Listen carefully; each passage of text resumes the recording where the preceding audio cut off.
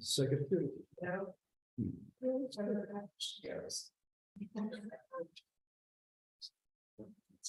Mr. Holmes will be with us in just a minute. He had to run back upstairs to deal with some matters.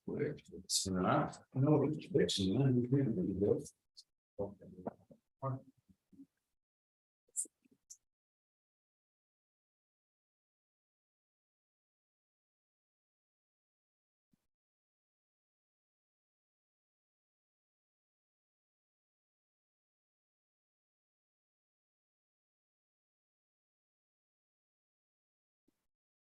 That's an elbow on the man. There you go.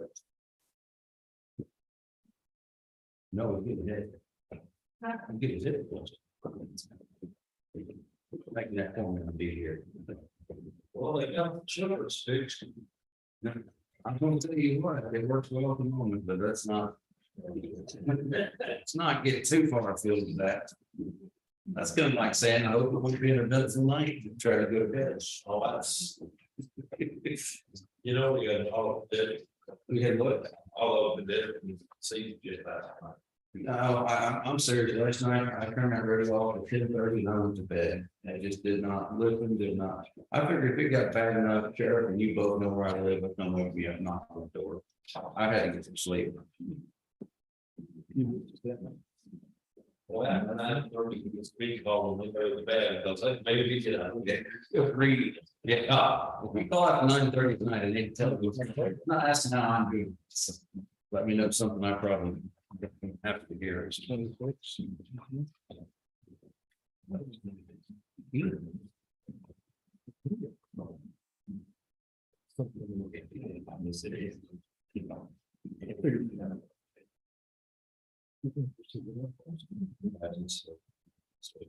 That I was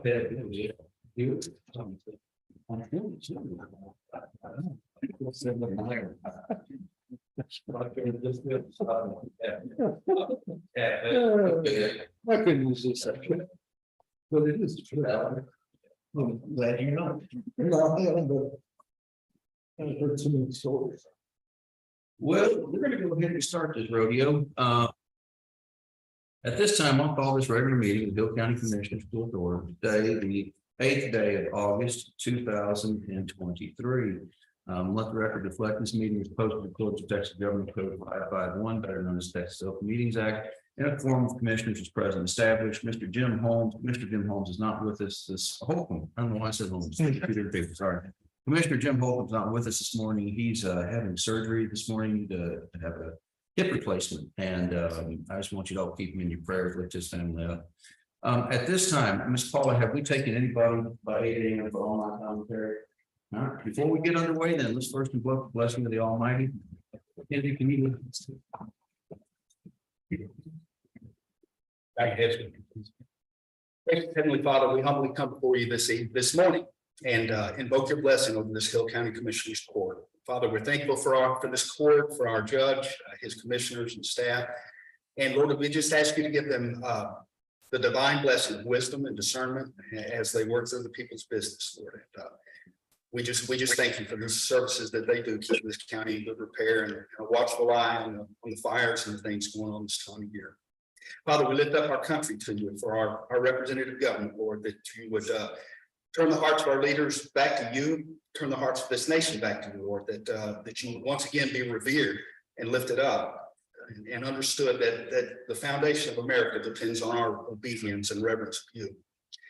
Father, we pray for our military, those who serve to protect and defend our country. We especially pray this time of year for our first responders and EMS folks, Lord, as they're watching over these fires, keep them safe and protected. And Lord, if we could, we ask for the blessing of rain, literal rain and spiritual rain. We just ask you to fall upon us. We thank you for all our many blessings in Jesus' name. Amen. Amen. Thank you, brother. If you'll follow me to the pledge of American United flag. I pledge allegiance to the flag of the United States of America and to the republic for which it stands, one nation under God, indivisible, with liberty and justice for all. On the flag under God, Well, thank you all for being with us this morning. Great appreciate it. Kitty, thank you so much for everyone. Have a blessed day. All right, let's move along this morning. What happened in precinct 2? Well, You can find out those. it's hot and dry. No way. August in Texas. Shame. We've quit running shredders and didn't want to hit a rock or cause a spark that caused more problems. And this last week, we were working out on road 171, a half a mile, and another road off of Woodbury Road 309, using recycled asphalt. So that kept us busy for a week. So now we're gonna go back to Hollow Rock again. Create more dust. Biggest, I understand the biggest favor I can right now, keep that water truck full, in case we need. Well, it stays full this time of year. And I appreciate, I know all the commissioners do that, and I agree. They're supposed to be replacing, checking signs, road signs, and we've got a bunch of 911 addresses that are, or county road, that are old fiberglass or plastic signs are deteriorating, trying to locate those and replace them. I think that'd be a great thing this time of year. I know that there's a huge backlog, or a large number of signs sitting around. I know stuff to get to, but yeah, we can't run shredders or chippers or anything else. Other than the fact that people steal them, I don't know what they use them for, they disappear. A wall art is most of it, as I understand it, so well, thank you for that, Commissioner. What's happening in precinct 3 today, Ms. Knopfler? Well, been working with Tech Dot for the last couple of weeks and working with them again this week. They're milling on Highway 31. Getting those. Had a little fire the other day. I would say that was more than a little, but I do appreciate the understatement. Gentleman was going down the road. The best I could figure, he said about 6 miles of road frontage on fire. That's pretty close to our estimation was, yeah, it was different. I want to really appreciate you. I know, Saturday, we're out, running that motivator out there, your crews shoving the water back and forth. Unfortunately, it seems like we always manage to have these fires where there's the least amount of water available for suppression activity. Yes, sir. So, man, I'd also like to thank, I know there's a lot more people that I can mention, but I know St. Toulouse had a big water truck out there for us. yes. Duty boys out of Penelope, they brought a dozer and a tractor. Is that, I didn't realize that's who that was. Sharon had a big plow tractor out there. I saw him, and then the Forest Service had 3 dozers out there, plus 6 units. Yes, sir. So. And then we had Navarro Mills, Prairie Hill, Rosebeck, Golson, man, and then you had multiple departments from Navarro County, Limestone County, McLennan County, everybody. West Leroy, Axton, everybody back to the west of us. So they're all in there. So, yeah, they really came together. Yeah, and thank God we were doing this in a bad way quick. Good deal. Commissioner, what's happening in precinct 4, Mr. Lake? Well, we're patching roads with gravel, so you got some places a little thin. And the only I keep reading is gonna be a very wet, very cold, see snow in the winter, and so we're just trying to. Yeah. I'm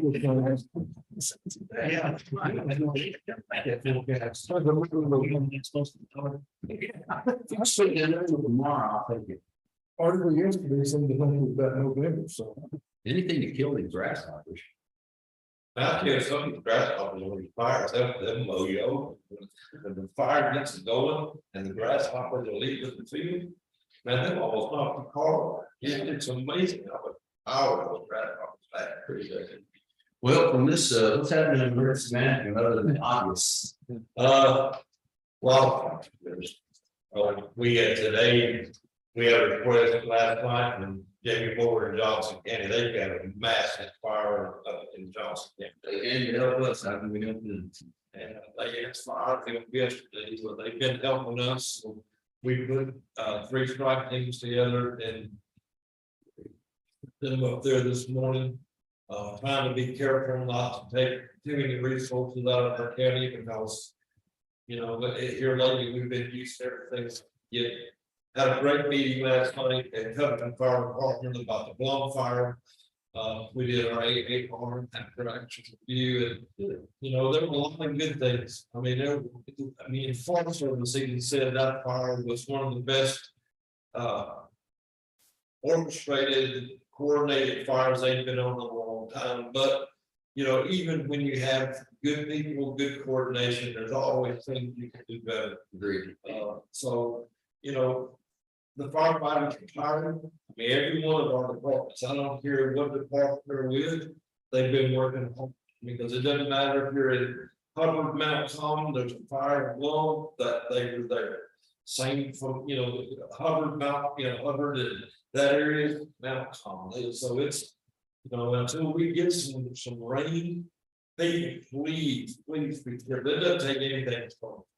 We've heard people start fires in ways I've never heard of before. I didn't think you could do it with a cloud. We Oh, yeah, yeah, totally do that.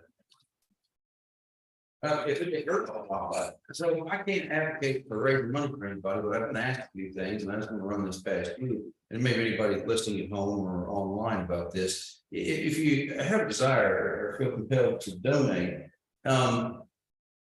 it seems like the water situation, bottled water, Gatorade is pretty good. Would it be fair to say that those folks, the volunteer fire departments need some assistance with fuel and other things like that, simply because they're expending so much? They are, and the problem we run into is most of these fire departments don't have a way for people to easily donate.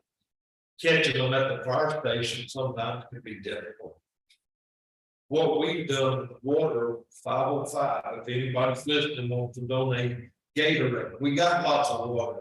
The Gatorade is a big plus on these fires where they can consume it, so that applies. 505 North Waco, we've been stored here right there. North Waco. And the 505, what way they're hearing for? Yes, sir. Anyway, that's what we're.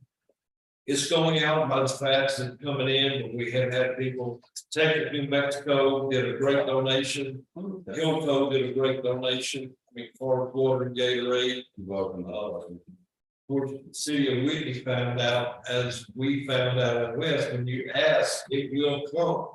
Unfortunately, it doesn't stop coming, and you've got to have a place to park your fire trucks. If you can't do it in one stack in the bay, so a lot of that is now in the file. Okay. It'll be up when you move there.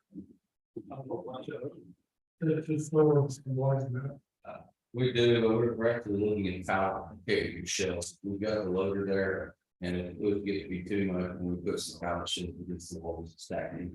I have a friend in Appreciate it. All right, thank you for that, Tom. How's things this morning over in elections? Good, we're just doing general inspections of the equipment, making sure all the ports and batteries are good to go before we actually get in and make sure that they're firing as they're supposed to for election. Good deal. I know you guys had, what was a conference 2 weeks ago? We were out at the conference last week. We're just going in, making sure any of the changes that we understand them fully, making sure that things that we're doing correctly to begin with. And then just making more connections with other counties, which we did get a lot of new friends that we made. We can kind of find out barbecues out of that. Good deal. Wonderful. Thank you, sir. Anything to mention else more, Mr. Nothing new, just more applications and stuff with medical points on. Okay, good. Mr. Steve, what's happening in the honor's office? This is going to be test reading the budget this week and finalize the tax rate last week. Good deal. I saw some emails going back and forth late last night about printing the test budget, and I'll get to that in a second. Anything juvenile probation this morning? Staying incredibly busy. We ramp up our JKAP next Wednesday with our students. Starting the school year with 6, but likely going to be increasing to 9. And that's unfortunate, but it's fortunate that we have an opportunity for our kids, our community to come to school and not miss out on that educational opportunity. Good. Catch them early. Thank you for that. Hey, what's going on in the sheriff's office this morning? There are hiring 2 new deputies this week, have been starting, and along the lines of water, Walmart donated 20 cases to us last week, I think. Still doing it. And other than that, budget. Good deal. All right, thank you. Phillips, what's going on in IT? Okay, there's Henry's working with Tyler Technologies right now. They informed us that we're gonna have to upgrade our Hurricane Odyssey to become compliant with some new encryption level safety required. Wendy has mentioned myself, keepers left and right, we got a list of computers that are outdated, now one team's supposed to make computers on that. For the list, she has been, pulling her head out, on this, coming to the internet. Oh, man. Next stuff out there, they're supposed to be out there being set the news today, there's a lot of issues over there. So if it keeps going this way, it's gonna look like me, though. That's not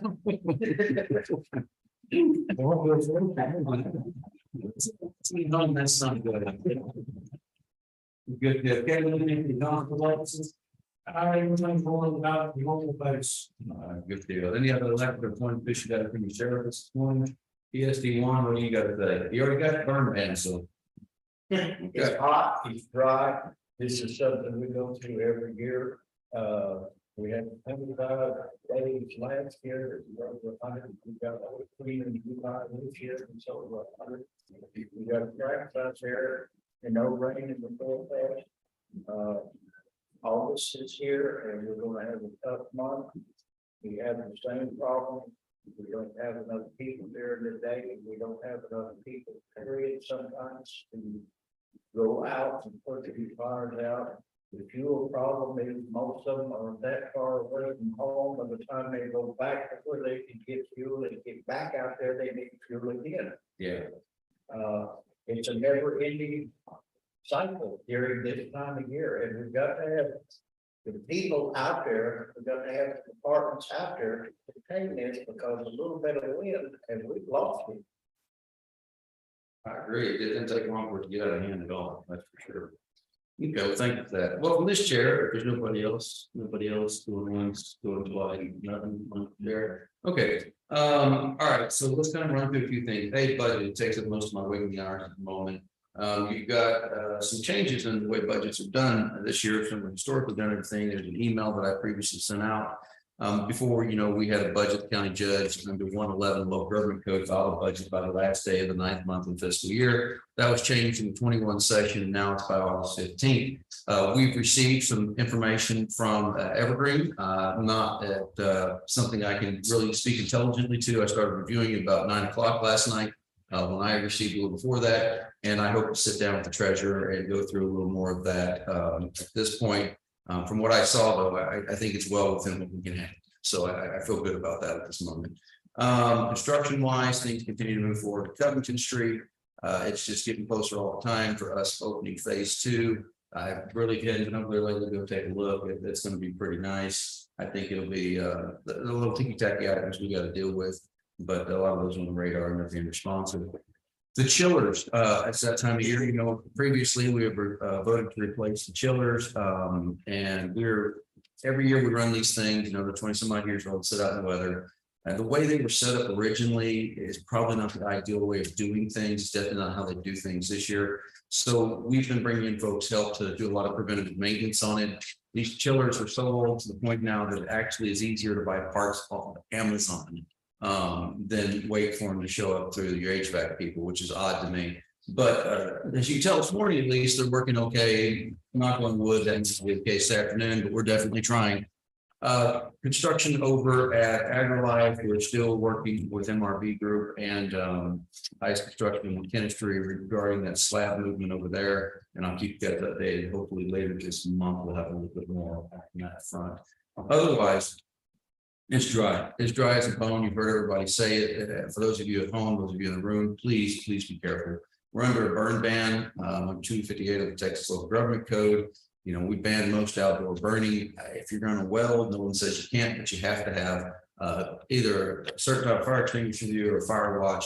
It is so easy to light things on fire at this point, and what we're seeing is a bunch of worn out folks. Actually, it's somewhat serendipitous that we've even found some of these fires. We had one that was late Saturday night or Sunday morning. Air light flight was flying over. It's a base. They're flying open split, and they look down from the helicopter. There's part of Hill County on fire that nobody's called in. It was 5 acres before Lilburg got out there. Deputies showed up to help get us in there. So it's one of those things that doesn't take much to set it on fire. We're in a bad way at the moment. It happens every year. And like every year, there's plans for everybody's assistance. Don't do anything out there that could, harm you, your neighbor, or somebody else. So that being said, that's kind of the diatribe for the day. So I'm going to move on in at this point, if there's nothing else to report, to our open forum. At this time, we will open the floor to anybody that's here to speak to an item that's not on our agenda today. If you would, please limit your comments to about 3 to 5 minutes in duration. As we respect you, please show respect to the court. Is there anybody here today for open forum? I'm gonna take a sip of coffee and wait. Well, hearing nothing, I'm going to go ahead and ask that we move along. So on today's consent agenda, we have action on minutes, action on invoices, action on payroll, action on monthly report revenue disbursement, and reserve report elected official training. So that is the consent agenda as presented. I will entertain a motion to approve. Make a motion for it. Okay, and further discussion, from the treasurer's office, you would have received emails from Miss Julie that has all this information in it. So if anybody has any questions, let me know. Otherwise, we have a motion in a second, and I will call the question. All in favor, say aye. All opposed, any abstentions, motion carried. Guys and gals, it's that time of year. I'm asking you to watch your budgets closely as we climb into August here. I know there's been some unexpected expenses for some, others, it's not the case. But if we could just make sure that we're staying in touch with the treasurer and the auditor on where our budgets are. Okay. Next, we have court orders in accordance with 30-day notice of meeting of public hearing on Hill County's intent to enter into a tax abatement agreement with Ash Creek Solar LLC relating to a solar energy storage and transmission equipment. That's a mouthful. Yes, sir. Mr. Dixon, how are you? I'm doing fine. This is one which we've already created the reinvestment zone for. It's near Abbott. It's a fairly large one. It's almost $500 million of taxable value. The company is Ash Creek Solar LLC, which is this is the tax abatement agreement, which is the end result of negotiations, the creation of reinvestment zone negotiations and such. Uses the percentages or what are set in our tax abatement guidelines for this size of project. One thing I would note is there's a road use resolution and an agreement attached as, I believe it's Exhibit D. There's a lot of things required of them, use of designated roads, pre-construction survey, post-construction survey, and paying for damages. There's also a $1,000 fine for trucks using non-designated roads. Very good. There is a $100,000 requirement, either in the form of a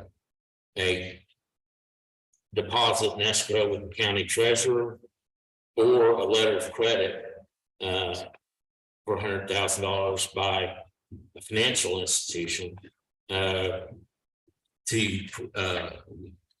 secure the roads being fixed if they're damaged. So that is a major benefit. Yes, sir. Because it will keep them tied to the project. So the road, it presumes the damage is by them on the designated roads unless it's shown otherwise. But it's a pretty significant and strong agreement. This will,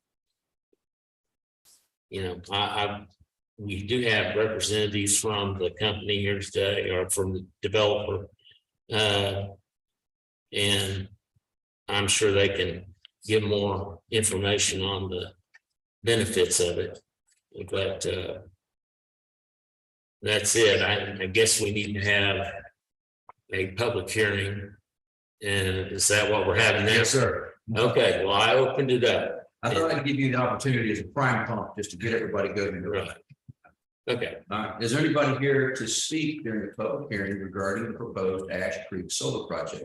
This is your opportunity to address the board on this matter before we move forward with the tax abatement agreement. As you may have just heard, we have previously had consideration, or considered, forgive me, and notice of a reinvestment zone. If there's anybody here this morning that'd like to speak to this one way or the other, this is your opportunity to do so. I'm gonna give it just a second. Sometimes speaking in public can be awkward for me too.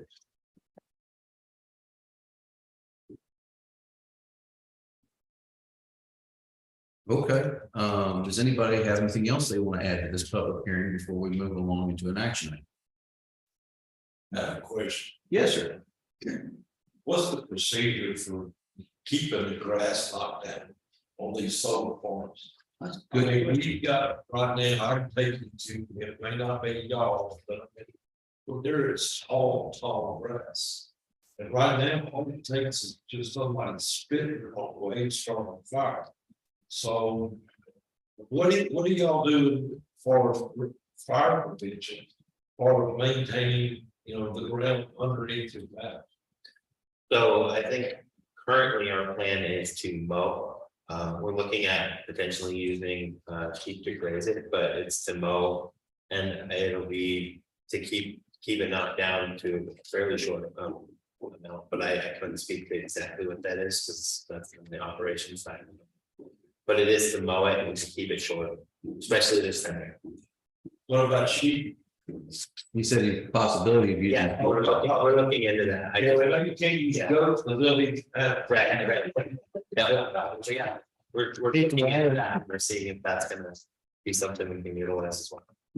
it's just the fire control that is bad right now. We just got to do everything we can to make sure that we put mitigate what we can. Yeah, reduction of fuel is important. It is. All right, anybody else for a public hearing on Ash Creek? So I just want to ask this one. In the contract, there's a bottom amount that they offer to road path and so forth. We're going to contract for almost state to do this or ordinance or how do you want to suppose they don't.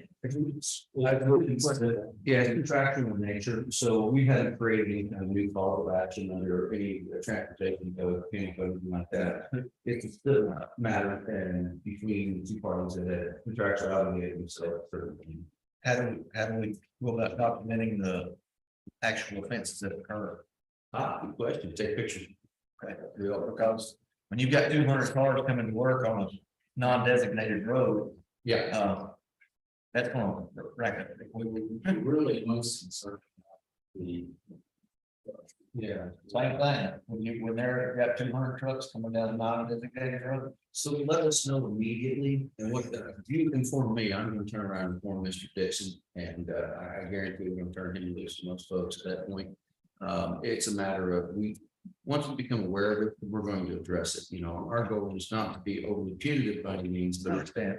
You're not gonna do everything, we protect what investments and taxpayers have made in the roads, we don't want that going down further in the dirt, so, yeah, if you see anything, report it, and we will follow up on it. Let us know as staff as possible too. We can correct it. With the contractor on this last project that I'm referring to, I let them know they would have a meeting every morning with a bunch of contractors. They're saying, the contractors are over here and the main contractors over here. So, Yeah, anyway. This has a bit of teeth to it. It's just- good question. Anything else for public hearing? See, if you just wait while people start talking. All right, well, I'm gonna say that we've had a public hearing regarding Hill County's attempt to enter into a tax abatement agreement with Ash Creek Solar LLC, regular solar energy storage and transmission agreement. So seeing that public hearing has been held and now is closed, we're gonna move along to number 2, which is in accordance with the 30-day notice of meeting discussion and possible action on approval of tax abatement agreement between Hill County, Texas and Ash Creek Solar. So we have before us now the proposed form we had previously approved. We have the exhibit D is what we're really here for today, which is the resolution in order approving a road use agreement between the city and, the city, the county and Ash Creek Solar. So this time, is there a motion to approve the tax abatement agreement between York County, Texas and Asheville Solar LLC? I'll make a motion. Motion and a second to approve the tax abatement agreement, which has for the board attached to it, for clarification, as exhibit D, the road use agreement. So, which quite frankly is about half the sheets of paper in this thing, that road use agreement. All right, any further discussion on that? Hearing none, I'm gonna call the question. All in favor, say aye. All opposed, any abstentions? The motion should carry unanimously, understanding that we don't have Commissioner Holton with us here today.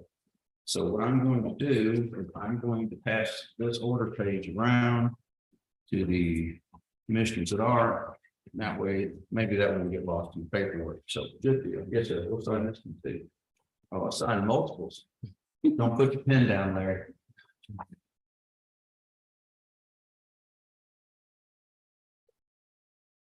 That's.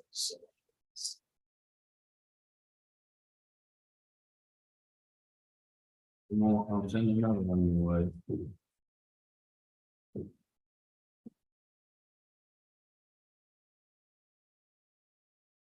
Let's go ahead and tax them now. Okay. Sorry to make that later.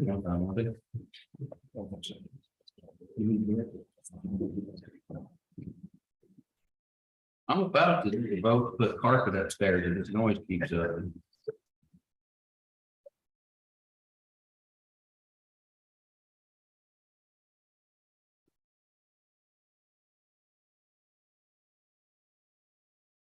As we're passing these around to keep the paperwork moving along, we're going to move on in our business today. That's number 3, discussion of approved employee wage status changes. Court has before the couple late additions that were slid in here. So I'm sure that's the right ones I do. So approval of employee wage status changes for this date. We have our terminations, or the folks that have chosen to go on to greener pastures, I guess. Gary Doug, after all these years. Commissioner, I hate to lose Gary, he's been a good one, but we wish him a happy retirement and thank you for as many years of service to us. So wage status change, we got Ronnie Williford up in Worthy Bridge Precinct 1, going to General Labor 2 with experience. No pay change, just change job title to match the policy. Same thing with Wade Lawrence. Again, no pay change, just changing the job title to match our policy.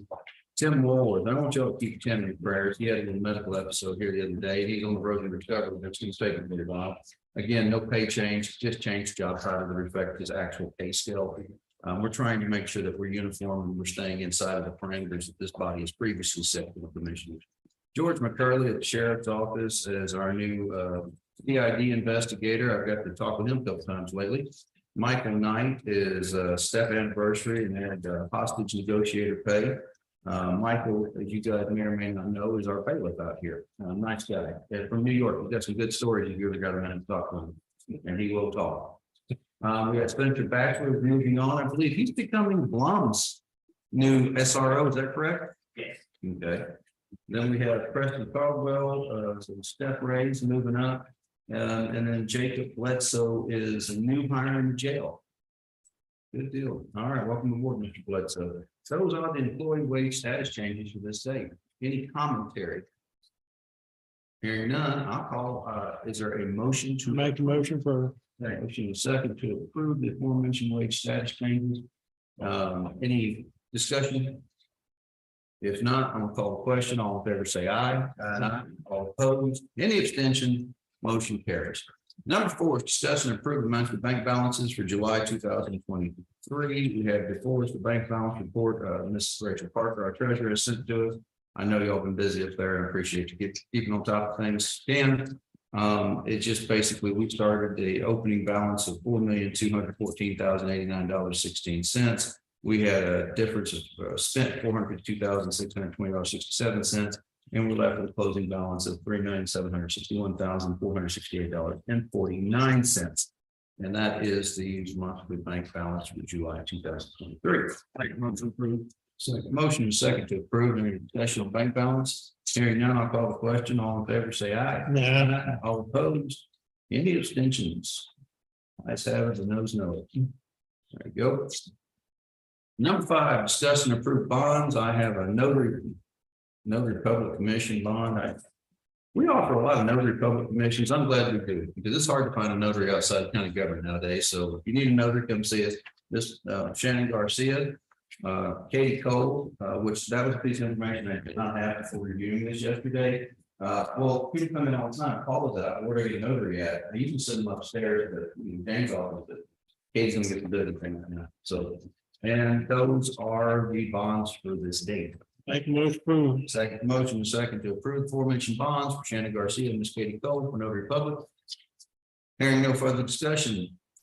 All in favor, say aye. Aye. All opposed, motion carries. Number 6, as part of our budgeting, we previously spoke about this, but we need to take action. And that is discuss and approve compensatory buyout policy as September 7, 2023 at 11:59. We've already previously said we're going to do away with compensatory time and we're going to go to overtime. We're in the project process right now of budgeting that for this next year. That particular time, the trouble though, we don't have overtime in this year's budget. So we're still going to have situations all the way up to the very last minute of the last day of this budget year. But our goal is to end it at that point and then pay it out as soon as we can thereafter on that. Yeah. Sir, in regards to that, I know you're planning on doing with prompt time. Later on in the agenda, one of the gentlemen was looking at hiring a driver.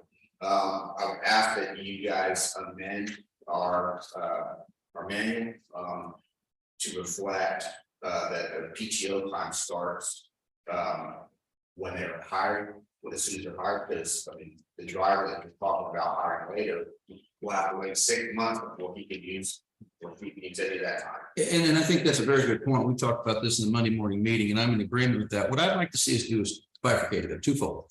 Number one, yeah, don't make them wait for the PTO time. But number two, you can't just rack up PTO time in 6 months, go, oh boy, I'm out. And I want to make sure, because we don't have to pay that PTO time unless we have a policy and have to pay, right? So what we could say is, well, you don't get paid for any PTO time the first 6 months of the first year of employment if you choose to leave. So if you make it available immediately so that they've got PTO, because goodness knows everybody's got a life to lead and things happen. But if we can change policies whereby, all right, starting your first day of office, you start to accumulate PTO and you can use it. But if you decide that, hey, Caffro, I'm out before a year or whatever our policy is, you don't get paid for that PTO time. The goal is not to incentivize people to come to work for us and turn around immediately because they can take a big pot of money. So again, that's not on the agenda today, but it's probably going to be on the agenda next week. And so just give everybody a heads up on that. We don't have a policy written yet. But I just want a general discussion while we're doing this. Changing the compensatory time schematic is going to require us to tweak a couple of other odds and ends. Nothing is a huge deviation from the way we've done business previously. It's just in the times past, we had a new hire, something happened, great, use comp time for the first 6 months. I think we back up, we put it in our policy that no, you start accumulating your paid time off the very first day you're here. But if you choose to leave employment with the county before whatever date certain that we set, 6 months, a year, whatever you feel comfortable with, then you don't get paid for that PTO. You don't get to take it with you. So does that sound reasonable to the board? All right. So what we'll do is we'll bring something back by next Tuesday. We're going to see each other a lot this week. So I forgot to mention budget Thursday and Friday. Aren't you all excited? Yes, sir. There you go. All right. So that being said, all I'm asking you to vote on today is we've talked about it. I just need the direction so we can send the treasurer forth and get everything in writing. So are we all on board with approving compensatory buyout policy of September 30th, 2023 at 11:59, which is basically end the comp time at that point, and then we will try to pay it out that next pay period. What we have Make a motion with the amendment of the policy. Okay, yeah, and we'll bring back the other part with the PTO, just talking about it. That's the policy I'm referring to. Okay, so you want to go ahead and make that as part of Go this? ahead. Well, no, we can't amend the policy today, but I make a motion that we on number 6. Yes, sir. No, number 6. With the concession that we change the policy. Yes, sir. Okay, exactly right. So we've got a motion and a second that we approve compensatory buyout policy of September 30th, 2020, 11:59 p.m. Understanding that we're further going to amend our PTO policy at our next regular meeting. Yes. Okay, good. Let's still run it. I mean, 400,000. Yes, sir. Right around there. So I have not run the numbers in the last week, but yeah, right in that area. So we have to budget for it. The biggest thing is we have a full money out there, but it's unbudgeted revenue, it's unbudgeted. So the restrictions in the local government code that allow us to reach out since we didn't budget it the first year are basically an emergency. And I can't truthfully say that emergency exists. So what we can do during this budget time is we can budget that one-time buyout at that date and set it aside a non-departmental compensatory time buyout fund, whatever you want to call it. And, you know, get an actual chart of accounts number for it. And that way it will be in the budget as of October 1, and then we can just take care of it in that budget year without doing much. It'll be put into the sheriff's department's budget line. No, sir, we're gonna put it in non-departmental because the sheriff's department's not the only one with it. Right. We're get repaid for my buyout. possibly, we'll talk about it. Mhm. Okay, You gonna buy a hot dog with it? Sir, You gonna buy a hot dog with it? yeah. No, I bought my employees. yeah, no, I understand. Yeah, no, we've had this conversation. We need to filter it out some more, but you're right. Yeah.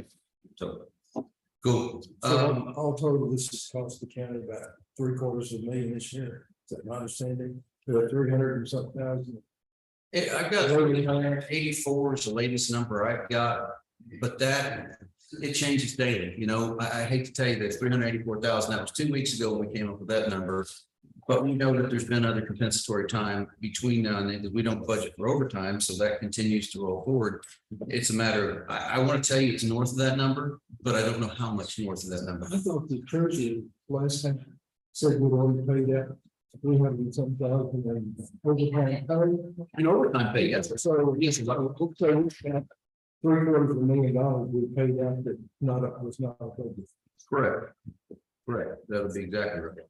So, all right, we have a motion and a second. Is there any further discussion on this? All in favor, say aye. Yeah. Aye. All opposed, motion carries. Number 7, discussion action on construction agreement change order with McKenna Street. So one of the things we're doing over at the Covington Street Annex is we're acquiring some of the properties around there for future expansion, parking. I can already tell you, if you've been over there, the parking is insufficient in the front, so I'm glad you guys are moving forward with getting the parking in the back. We have picked up the house that's on Bodart, and forgive me, I can't remember the address on it exactly. West End, forgive me, that is West End? Yes, the other two have no dog. That- We have one. Walnut. You're right, yeah, sorry. Not enough coffee this morning, guys, not enough coffee. So we have one on Walnut Street, which would be actually known as 212 West Walnut, is what that is, 212 West Walnut. So that house, we've done the asbestos abatement. Thank you, Commissioner, for heading that up. Now, the next step is making a change order in the agreement we have with McKenna Street to move forward to demo that house out, do the grade work, construct the parking lot, possibly put right now, the privacy fence is part of it, but we're in negotiations for the house in the corner that may come to fruition. If so, that privacy fence would probably go away right there. And then on that same lot that we're talking about now, 212 West Walnut, putting a dumpster receptacle. We did not, for whatever reason, that's not in the original plans, and we have to have dumpsters over there. So that's something we're looking into. But this is the change order, construction agreement to get that process rolling. I'll make a motion. Second, okay, we have a motion and a second to approve a construction active agreement change order with McKenna Street Ascension as LLC as the name of the group regarding 212 West Walnut Street as part of the Covington Street Annex renovation project. See, I can talk real slow like that, so I understand it later. All right, anything further on this? If not, I call the question. All in favor, say aye. Yeah. All opposed? Any abstentions? Motion will carry unanimously. I would come on by that next time. We'll work on it. There's been some positive communication. So, hopefully in the next couple of weeks, next week or so, I'll have an update for you. Judge, I'm business about it. Sorry, I'm finding it easier right now if I just stop and write this stuff down. If I don't, it's this time of year, it's hard to get it done. Number 8, discuss and approve qualification for design build contracting for high performance facilities pursuant to local government code 262-023. Gentlemen, this is something we've talked about previously, and as I brought it to you for consideration and possible action. Two things that we have. Precinct 3, JP building is, Mr. Moss has been great to us, but that building was bad when we started and it ain't getting no better. And we need some relief from that ultimately. What we did over here on creating the South Courthouse Annex, we've talked about the length in precinct 3 as well. Putting where the new county yard is, obtaining a couple acres there and putting a building that would house the JP secretary, courtroom / meeting room / Boston voting room, I don't know, a community room, if you will. A place for the constable secretary over there, their shows, place for DPS and for SO, obviously, on that side of the county. Ain't exactly a lot of restrooms open at night, so having an outpost over there where we could kind of do the same thing we did at precinct 1 moving forward would be beneficial as a long-term plan. Knowing that this could happen in other locations in the future, any plans we develop for that are going to be something we're going to make sure is transferable, aka if we did this at precinct 4, precinct 2 at a later date, which I don't think 2 is going to happen anytime soon. But you have so much room already. Yeah. Yeah. But if we did this at precinct 4, Judge Young was up there, got great to us, but he uses his own building. Same problem we had in 1. Reason we did this is that for years it worked out that we had a judge that had their own building. But in the long run, we're going to have to address that. If he retires, where does he get? What will happen? So it's time to start thinking about that. And the other thing is having a one-stop shop has seemed to prove very, very popular, that folks have one place they can go to. I'm not talking about building Taj Mahal. I'm talking about building a utility style building. And the inside is nice, decent place to work area, but a secure place that we can do business. The second part of it is something else that we've also talked for a long time, and that is administrative offices at ESO. We are out of space down there. That's all there is. We got people piling on top of each other. It's a natural progression of this court, adding so many additional employees in the last 10 years. We've added over a dozen people down there. And every time we add somebody, we haven't added any office space. We just have them pile them on. We don't think the jail needs to be added onto at this point. There is a way to do that in the future with some of the land. But one of the things we're looking at is that 25, 26 acres down there. We're looking at it as a campus. So we're trying to make sure that we plan accordingly, that we don't put something somewhere today that 10 years down the road, we need to move it. So it's kind of like playing 3D chess. So what's the request for qualifications is people that are possibly eligible to do the design build contracting, these high performance contracts as envisioned by the Texas local government code. So we've had a lot of conversations. Now the point is I need to start figuring out actual budget numbers, and I don't have actual budget numbers after this. So part of it is, hey, let's start figuring a design plan. And then what these numbers look like, what it's going to take moving forward, the budget for it. Are both of these projects possible? Maybe not. Maybe pie in the sky. I don't think so. I think we can swing it with what we've got, and may have to possibly borrow some to cover it. But I need to know some actual hard numbers so that we can put them in budgets and get moving forward with it. So what I'm asking for is the court to approve a request for qualifications for design build contracting for high performance facilities pursuant to local government code 262-023. Make a motion. Second. All right, motion is second. Questions, discussion? None. All right, I appreciate that, gentlemen. We will move this forward, and at this time, I will call the question. All in favor, say aye. Yeah. Aye. All opposed, motion carries.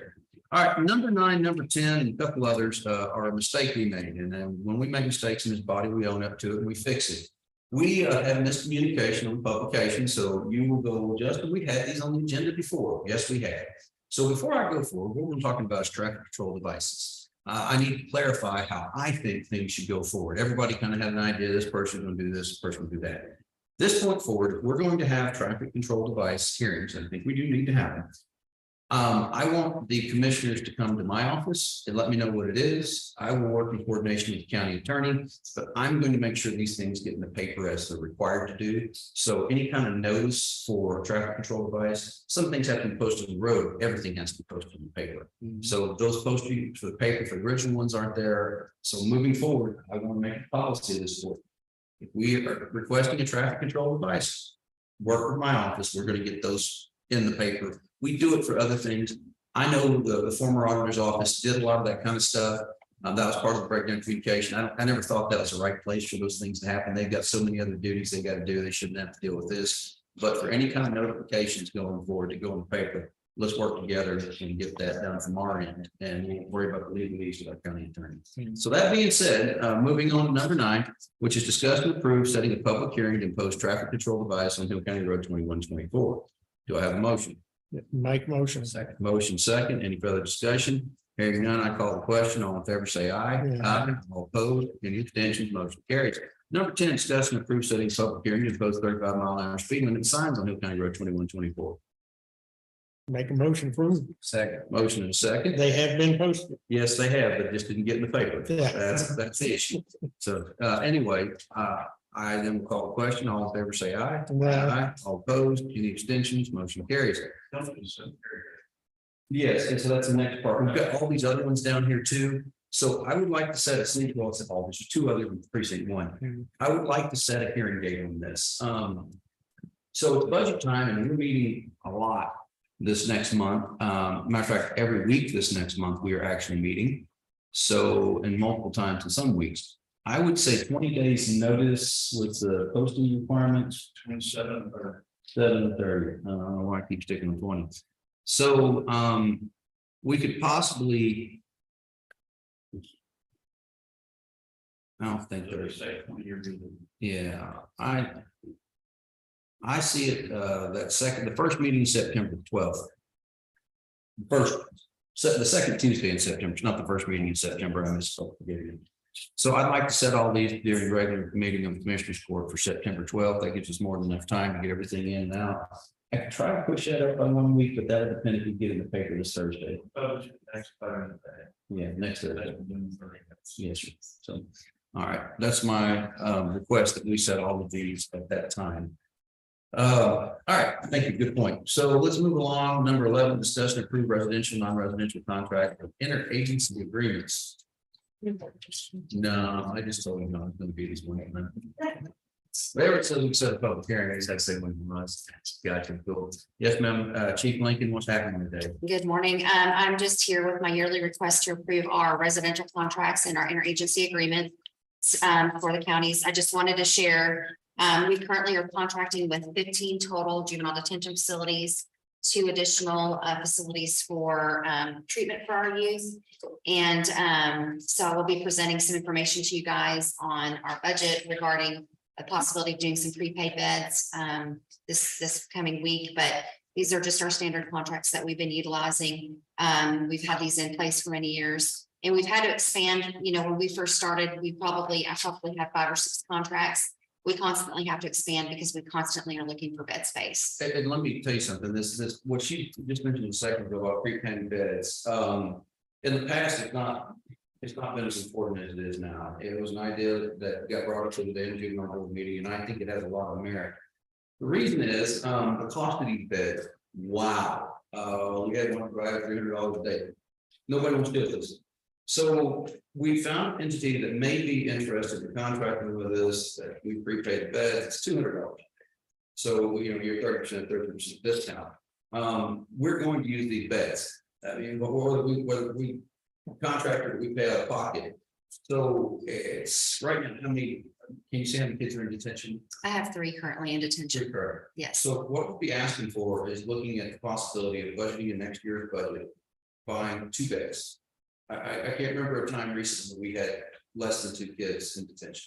It's been really frequent, and the issue is, I mean, unfortunately, the problem is when you look at our statistics for what we've detained, the days are less, but the days are not less because of need. The days are less because we can't find detention beds. And there are kids that we are unfortunately having arrested that need to be detained that we're not able to find a bed. We have assaults going on, and we're literally having to ask family members in these volatile situations to take these kiddos because they can't be returned home. And so it's, even though it appears like we've decreased our need for detention, it's actually not. It's the exact opposite. And I'll provide that to the court through our budgeting.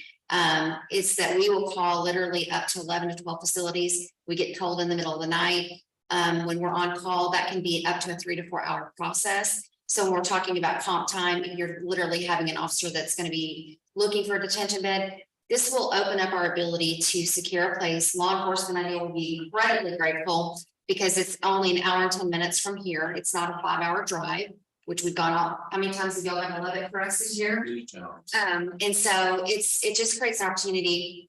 And I've never asked for it because I always try to be very fiscally responsible. But it's just, I think we're at a point now, and David can talk more about the youth that we're dealing with. There are kids that need to be detained, and you hate to say that, but from a juvenile probation perspective, we're not able to effectively do our jobs if we can't use that as a measure. And from a safety perspective, it has to be something that we consider. For me, as a chief, public safety is number one, rehabilitation is number two. And so I think it's just a good opportunity. And if we're able to do that, it's something that I will be requesting from the court. And so, David, if you want to just talk, I don't know if you want to talk about some of the offenders. What we're experiencing. I think having guaranteed beds available is a great idea. We're spending money anyway. So. We just get more bang for the buck what we're spending and hopefully cut down on a lot of the struggle that we have. And why do we have this many revenue? Because when you call one time, you get one, next time you don't get anything. So you've got to have multiple different places at any given time for resident contracts. And sometimes you call it probably not to find a bed. Absolutely. And that's happened probably about 12 times this last year. It's a big scramble. Yeah. So there's a lot of time doing that. The ability to have beds there when we need them, when we detain, is becoming more and more important. And I don't want anybody to get the idea that's listening at home, the crime we're talking about is somebody, graffiti or something. I mean, you're talking some adult level heinous stuff that goes down. These aren't kids sometimes that you can just go, hey, go to grandma's house and stay there. They have done things, sexual assaults, felony level things. I'm not talking misdemeanor things, I'm talking felony. So as we go forward, as the cost of everything goes up, it just these beds, the people that have them know that there's a limitation, and they have costs as well. It's very difficult to find people who can work in these situations in these settings. So with all of that said and done, I really think moving forward, it's important to put these today, no matter what, but we will come back to the court with a possibly, I think we will be able to do it with a contract for having 2 beds on call. 2 questions, is 2 beds enough? And number 2, if we have more beds and one of them is vacant, can we lease it out to another campus? Let's answer number 2 first. I think the answer is yes, and because we've actually taken advantage of that, other people had beds. Yes. Going back to your first question, I don't know that it's enough, but I'd like to start there. 2 is, 2 more than we've ever had. I don't think that juvenile crime is going to drop by any precipitous level anytime soon. But I'd like to see what it starts off with it too, and just look at what that need is, how does that work? If we need to increase in the future. The other thing is finding more than 2. The entity we're talking about, I believe they only had 2 available at all, and we'll take what you got. There could be other beds out there that we've not found yet, but we're going to continue that search, continue looking, seeing what we can do to move things forward. I think 2 is a big number. I agree. I think it's a pretty good number for us to start out. That's really kind of what we average in detention. There's periods of time where we have no kids in detention. But then there's periods of time, like for instance, today we have 3 kids all in for felony offenses. And so it's always kind of like an idea of what are we going to have happen? And this just gives us that opportunity. And here's the thing too, is even from a drug court perspective, we have our drug court program. When we need to hold kids accountable from a violation of probation perspective, we have not been able to do that for years, because we have not been able to get beds. This does give the court the opportunity to take some of those actions that we need to take. So where we can be a little bit more influential in areas where we're not having a lot of success. And so from just the grand scheme of things, it makes the most sense. And I will certainly ask about maybe partnering with another county. I can tell you that some of the contracts that we do enter into will specifically write in there that we cannot do that.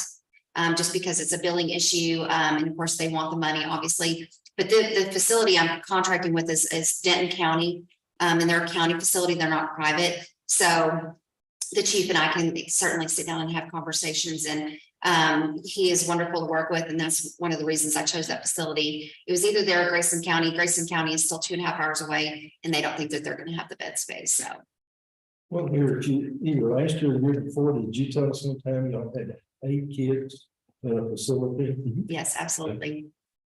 Yeah, and honestly, like I said, when you look at statistics, when I ran the report yesterday, it looks like we detained less this fiscal year. It wasn't based on need, it was because we weren't able to get beds. And that's after calling 11 detention facilities and every one of them telling us no, because we are truly at their mercy whether or not they're gonna accept our kid. And if they have any medical needs, they can refuse them. If they are suicidal, homicidal, we have to go through a plethora of things before they can even go. And they can still, even after all those clearances are made, those facilities can still tell us, sorry, we're not taking your kid. So it's been a difficult couple of years. Is there some way some of the counties could get together? We're exploring that as well. We think that's a little longer term solution, but as a regional possibility, yes, those conversations are starting to happen now. And what can we do working together? You know, nobody wants, I'm just laying this out. Nobody wants to have a juvenile facility because of the liability attached to it. If you get a kid in there that's a bad actor and he does something bad, guess what? They're still suing me. They're still suing us. It's just how it works. So a lot of people shy away from that, going, I'll just pay you to take care of that liability, take care of that problem. That is going to come to an end at some point in the future because everybody's going to have to deal with their own troubles. But again, why it's so difficult to place in these kids, it's just like the Chief said, if they've got mental health issues or suicide risk, they don't touch it. Not like 10 football, just because we're going to have that liability. They're going to do. You know, a lot of the things that we see in these young people that I'm not gonna say we didn't see before, we just didn't see as often as before. That make them not desirable for other parties. If people have to wash their hands, they're not my problem. By having dedicated beds, there will be guardrails. We can't just probably send anybody up there, you know, but it'll give us the opportunity to at least have some place to start stick posts. There's just so many individuals that are out there with ankle monitors, or, you know, the best we can do is trying to monitor them, that really could pose a danger to the public because we just can't find a place to put them. We're practically can't send them to TJJD anymore. They won't let us stay with us. Yeah, our current wait list for TJJD is 108. So as of today, there's still 108 kids in the state of Texas waiting to be taken into the state facility. So 108 of those kids are in the facilities that we use. And so it's just this constant, trying to find a bed where we can get them. The other part of that too is if we have a child that's in a detention facility and they become uncontrollable, a facility can call us and tell us, you got to come and get your kid. And so having these 2 guaranteed beds, and I have the utmost faith in the staff that's there. I work really closely with the chief that's in Denton County, so I know that this will be a really good opportunity for us. It's a shame that $33 billion the state had to involve. I concur. I would have really loved to have seen that built back into the juvenile justice system for sure. We could have been. We're gonna do in places like Kenny's, we're gonna keep the worst. But I can see the legislators and say, all of it. I don't know about that part. Yeah, I mean, but you called this 10 years ago when they did it. I mean, you said at that point, when they wrapped up the TYC and the probation together, you put in one deal that this is the beginning of the end for that. The good entity does not bring up the bad entity brings it both down. Right? And unfortunately is where it's at. Yeah, absolutely. We're just so full of fun news today. Yeah, all right. Well, in which case then, what we have before us as an action item at this point is to discuss and approve residential, non-residential contracts and interagency agreements on behalf of the Juvenile Probation Department in Hill County. Is there a motion? My motion. Is there a second? Is there any further discussion on this? Just know that we will, on the beds, we'll be bringing that forward as we get some contractual obligations figured out and what that's going to look like. Make sure the attorneys are comfortable, that the juvenile probation is comfortable with the terms, things we can live with, and then we'll bring that to the court final and place it hopefully in next year's budget. All right, well, I'll call the question then. All in favor, say aye. Aye. All opposed, any abstention? Motion carries unanimous. Let's go to number 12, which is observe and report Hill County CPS Board Treasurer's Report. You'll find that you have in your packets the CPS Board Child Welfare Service Report for Treasurer's Report for July 2023. We have a fund balance of $1,315.86. July no activity, and then July 23 balance of $1,135.86. They've done a great job with accruing some assets. They've got current assets total current assets of $32,963.72. And that leaves your liabilities and equities the same number. So we paid off the fall clothing allowance. That's reflected on their worksheet here, report. So they're doing pretty good. When we get the new building open over at Covington Street, or that's phase 2, I should say, of the building at Covington Street, the Rainbow Room will open, and then hopefully they'll save some money and move into that. So that's what we're looking at today for the CPF board treasurer's report. And $8,400 for clothing kids who have some of the parents. Agreed. I mean, that's it. This ain't the cream de cream. Make a motion to observe and record. Second. Have a motion, a second to observe and record. Any further conversation? Consideration or evaluation? Hearing none, I call the question. All in favor, say aye. Aye. All opposed, motion carries. Number 13 through 17 is Jim Holcomb, and of course, he threw all this on us and he bailed. And he's gonna go have some good time, get a new head or something. Jim, if you're listening, I'm kidding. What's his name? Yeah, I stuck Danny on. That's what that was.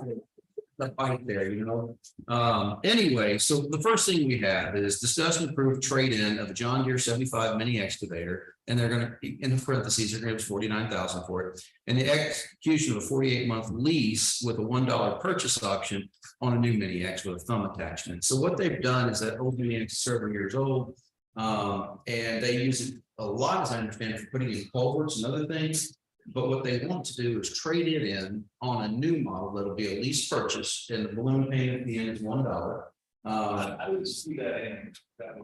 That's my, I haven't seen it, Doc. I've seen the sample. I never saw the. Here it is, see something you, What's that? it doesn't have it on that option. Does it have a lease purchase at all? It's called a lease purchase agreement. I didn't know about the trading, that makes a lot more sense because the total payments don't add up to the sale price. So Like about $49,000 off. no, it's about 19,000, so. Oh, okay. So that makes more sense. Okay, yeah. I just didn't see the option to purchase it for. Well, it's just, they call it a purchase agreement, it's 48 payments, $24.5809 a month.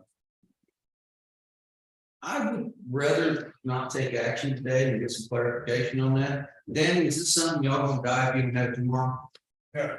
Okay, we've got a meeting next Tuesday, as we're on 15th already. Is it okay if we take a couple days pause and get the paperwork figured out? Good. And the only reason we're doing this, guys, behind the scenes, I've been privy to some conversations about at least purchase agreement between a provider and us. That because the language is not explicitly clear on their end, it's clear on us, but they said it's tax bill. Well, that's no good. So I'd rather have this contract right in front and say a few extra days to make sure that's it. We haven't had the issue there, haven't had, but. I don't know, do you want to approve it, assuming that? Hey, this is, Okay. I mean, is it gonna be okay if we set this aside till next Tuesday? I think so. Okay, I don't think they're getting delivered on. okay, then it's not, I just wanna make sure. No, that you don't have to. Well, you got the old one they're trading in, which I'm all about trading in, I have no problem with that whatsoever. I just want to make sure the terms that we think are in the contract are actually in contract. And if at least that purchase price for $1 at the end is not in there, we need to make sure that's in there. David, are you saying it's not in the contract, that $1? I don't see it. Oh, okay. Okay, well, that's okay, that'll happen, just, contract, we'll get that figured out. So, gentlemen, I'm gonna ask that we don't take any action on that one, but Paul, if you took down and bring it back up on next Tuesday's agenda. All right, so number 14, discuss and approve adding a general labor to with experience to replace the driver who be off for 8 weeks after surgery, return is unknown, and in anticipates retirement of another driver in 2023. So what we're asking for is actually creating a new position, which, we do, and I hesitate. I always tell you guys, remember, the more we spend on labor, the less we have to spend on roads. It's a difficult balancing act. Unfortunately, where the commissioner is, he has one part-time individual that is out of Washington. Then you have the new full-time guy he hired to help offset that, was here a week, 2 weeks, and had a heart attack. And he's out of bypasser, and that was unexpected. That guy was fit as a fiddle. So what I'm getting at is Jim is asking us to approve an additional employee. But he's relayed to me that during this next budget year, when he has an individual that's going to retire as a full-time employee, that he won't be backfilling that space. You know, we've got to manage money just like you guys do. But what he's asking for is court's permission to create one additional employee spot. We've looked at his money. He's in good shape. I mean, between Andy leaving along with FEMA, he's done a great job of not spending money out there. He's got the budgetary room to handle this. But again, adding additional employees takes the vote of the commissioners. Is this full-time or part-time? Full-time position. Would it be wiser to put on part-time? I didn't have the discussion about the wisdom of it. We talked at length and he said he needed a full-time person to backfill, or the part-time person is out instead of full-time guys. And then When they come back, I know there's always going to be work for them. but he's going to have to adjust accordingly. Like when he's got a full-time guy that's going to be tired, but he thinks That's why I'm saying the part-time position may be a smarter move. yeah. I don't know. Do we need to table this until he's here to speak with us about it? I would rather not. I'd rather go forward with this and modify it later if we needed to. Here's my take is he's short-handed right now. He was actually doing a bunch of stuff. Jim ain't gonna be able to do nothing for about 6 weeks, you know what I mean? He's gonna need all the help he can get, so. Hey, he said he'd be out today at 4 o'clock. I expect him to be at work tomorrow. If I had been here tomorrow, he would have been here, and I'm like, what happens to people that take elected offices and suddenly just disregard everything your doctor tells you? That seems to be a going concern in this place. So I advised him that I would definitely require his attendance by Zoom at the budget hearings Thursday and Friday. Don't try to push it, show up here if we have to.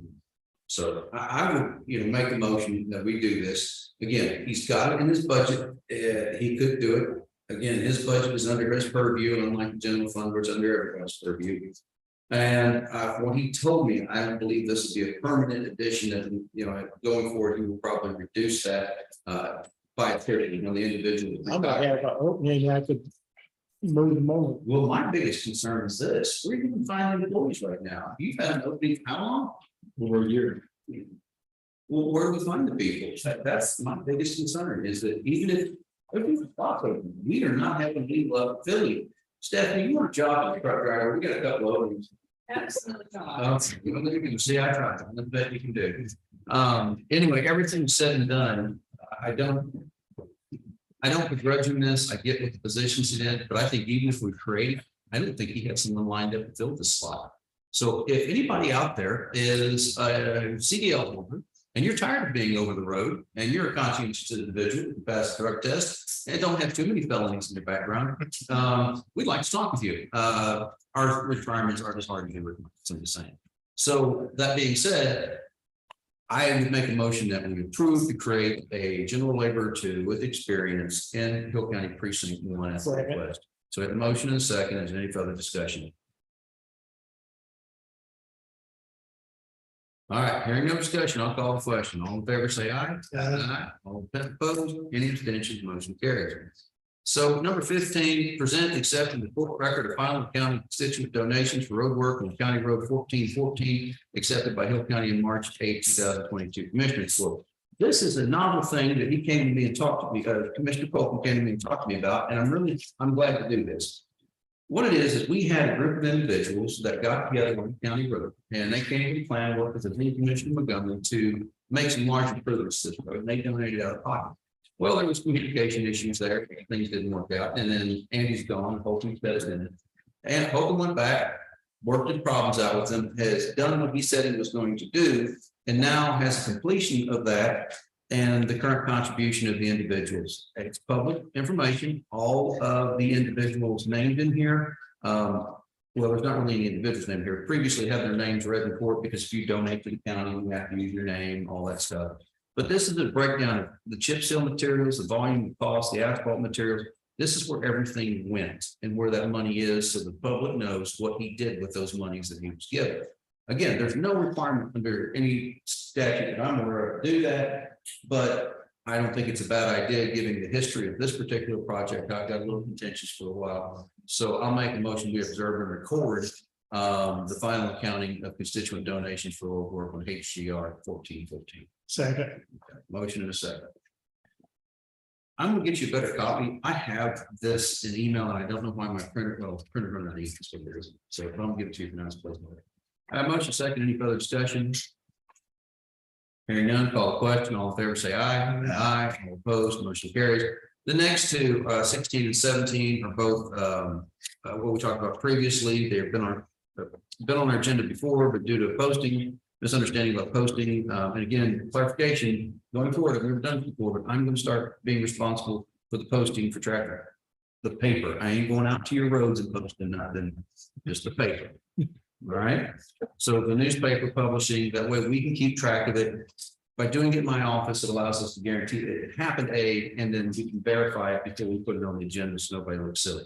I just need to change the date on my postings. That's it. Yeah, exactly right. And can you give me a copy of that? I want to look at it. Good, thank you.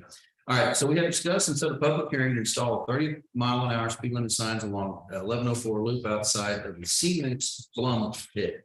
So that's that, I don't want to call it new, but that's the pit they opened up down 1104 loop. So what we're asking is to set a public hearing, and that public hearing is for the discussion or interaction of installing a 30-mile-an-hour speed limit along 1104 loop. And that's the entirety of the loop. And no offense to Jim, if you're listening, you're not gonna get much over 30 miles an hour on 1104. It's a self-limiting road. This is also the road when it used to rain in this county. I remember seeing it, years ago, that would go underwater first. So is there a motion to set a public hearing? Make a motion. Sorry. So you have a motion to set a second to set a public hearing. I recommend that we use the aforementioned date of September the 12th. Thank you very much. That's September 12th, 2023. And so we have a motion and a second to set a public hearing to install 30-mile-an-hour speed limit signs along 1104 loop for its entirety on the 12th day of September 2023 during the regular meeting of the Hill County Commissioners Court. Anything further? If not, I call the question. All in favor, say aye. Aye. All opposed, any abstentions, motion carries. Number 17, discuss and set a public hearing for installing yield signs at the intersection of 1432 and 1439. And for clarification, we're putting the yield sign on 1439. And so that would be the same thing. If it's approved today, I would like to hold the hearing on the 12th day of September 2023, and we will publish this in the newspaper to make sure. Make motion. Motion, second, any further discussion? Hearing none, I call the question. All in favor, say aye. Opposed, any abstentions, motion carried. Make a motion, adjourn. Motion second, it stands adjourned. Thank you for your attention to these matters today.